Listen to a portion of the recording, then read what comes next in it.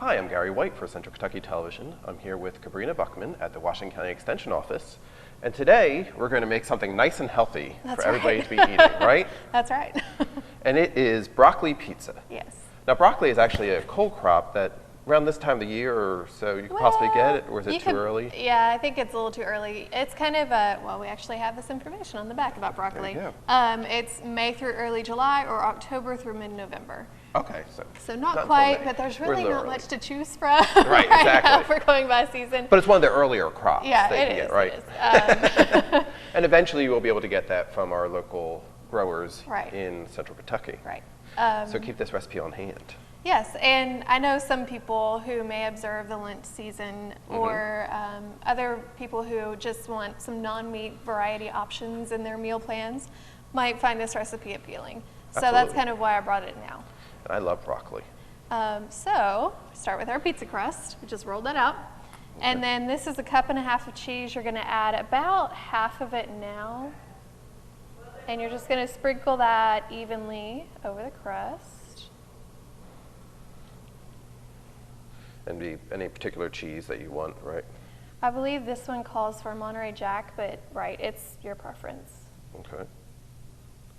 As she's doing that too, we always have our little question that we have that we I'm going to start to saute as you question. Okay. So this is just oil. I have red bell pepper, broccoli, tomato, zucchini, onion, Italian seasoning, and garlic.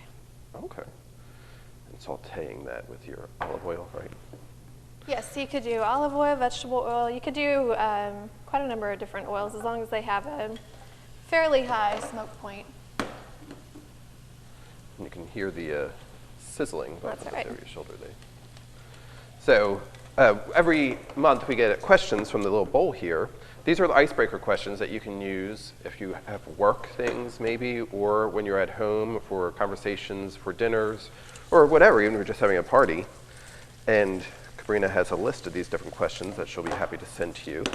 But I pick a question each month and we share it. And the question is, for this month, would you rather time travel 50 years into the past or 50 years into the future? That's a pretty interesting question. Although we do like history, I know. Because before we started rolling, Gary and I were just talking about podcasts that we listened to about history. I think I would still choose the future just to see what we are doing in the future in 50 years. Well, I find that an interesting question too, because can I time travel and then make sure I come back? You know what I mean? I don't want to. If I had to time travel and end up in one place or the other, I really don't know that I'd want to do that, you know?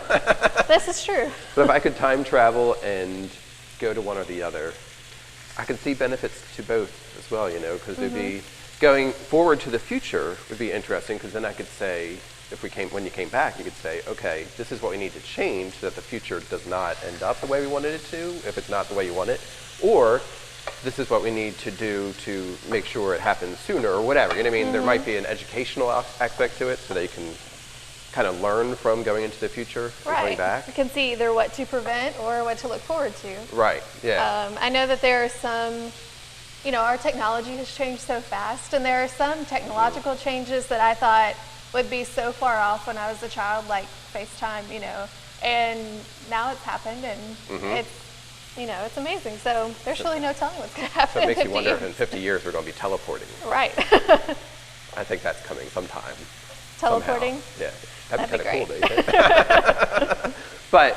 So I think that'd be interesting.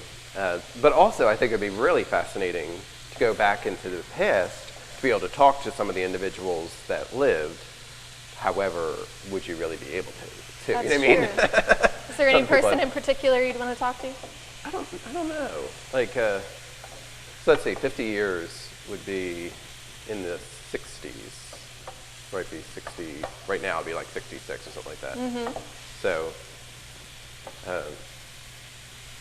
that would be before Martin Luther King Jr. died, which would be interesting. He just, had his birthday not too long ago.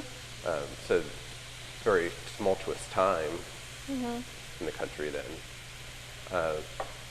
Personally, I think it'd be interesting to talk to, like I only had one grandparent still living when I was born.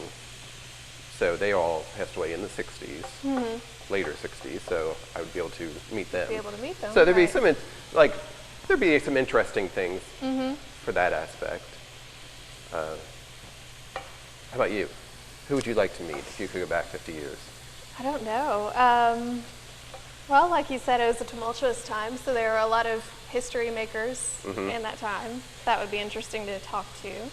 It would be interesting. Again, though, I wonder if you would. You know what I mean? Be able to see them anyway. You know? Yeah. So if I'm back 50 years in the same position I'm in now, it's like I'm not going to be running in circles with those individuals. You know what I'm saying? But right. Maybe we get to choose, and yeah, we'll exactly. be at the White House. Exactly. 50 years. Exactly. So it's an interesting question, though. There's a lot to discuss. So I would probably, I guess, go to the future just so I could see what I could learn to help with now. But I wouldn't mind looking back. Would be kind of interesting too, as long as I can return either way. So how are we doing here? We're doing pretty well. It's just going to take a few more minutes here. We want them a little bit tender. Okay, so we added in there, we had the broccoli, onions, zucchini, tomatoes, and you put in red pepper, and then I put in Italian seasoning and garlic. And we're sauteing all of it in there. It smells good. It looks good too, and it looks kind of healthy as well. It is healthy. Yeah. So, and also with this, it is a broccoli pizza, but you can really use any kind of vegetable if there's particular vegetables that you like. Absolutely. And in the summertime, I know these are vegetables that a lot of people grow in their gardens, so this is a handy alternative if you're getting tired of, fixing it in one certain way. Sometimes we just need to mix it up a little bit with our recipes. And so this dough, you can just find that at the store as well? Yes. Kind of like a pizza dough, you just roll it out? Yep, I just picked it up at the grocery store. And your cheeses, what's your favorite kind of cheese? I guess that depends on the dish, but I like quesadillas, so I guess that mixture of cheeses. Okay. What about you? Well, it does depend on what I'm eating. If you're just having cheese that you're having like an appetizer, would be different than, like mozzarella. I love mozzarella cheese for a pizza too. But then you can have brie and some different stuff like that. They're good too. Right. So I'll say mozzarella though would probably be my traditionally favorite. I'd rather on a pizza have just the cheese than as much sauce. So this is actually good because you're getting the cheese, you're not getting as much sauce. And of course, if you want sauce, you can add it, but this recipe didn't really call for it. Yeah, I'm not a huge tomato sauce fan. You do get your tomatoes in there. Right. You are getting some tomatoes, so the flavor is still there, but. That's healthy. And how many people are we going to be serving with this? I believe this serves 8. It says on the front. This says, let's see, yields 8 slices for it. So that's pretty good. Or if you wanted to serve it as an appetizer, you could slice it up even smaller. So That's it's really true. up to you. It's 320 calories. Which is not Which bad is at not all. bad at all. And it's good calories with good nutrients in there.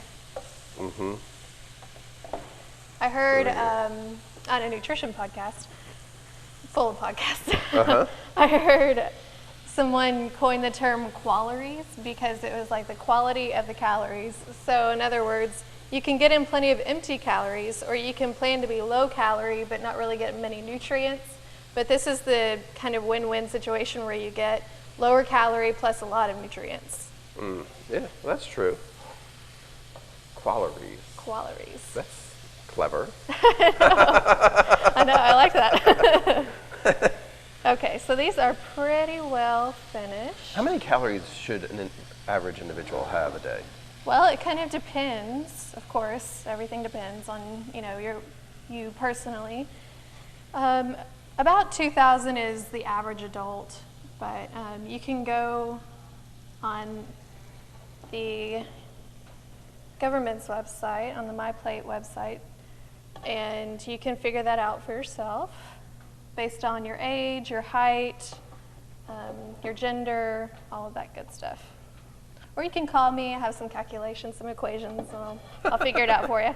She'll help you out. It also, I guess, depends too if you exercise more or not, right? It depends on your lifestyle. If you're more sedentary, or if you're sitting down a lot, or if you are more active, burning more calories throughout the day. So we are just trying to evenly distribute this on your pizza, and you can kind of make it look however you like. Looks good. And then we're going to add a little more cheese over top of it. That sounds good too. Everybody likes their cheese.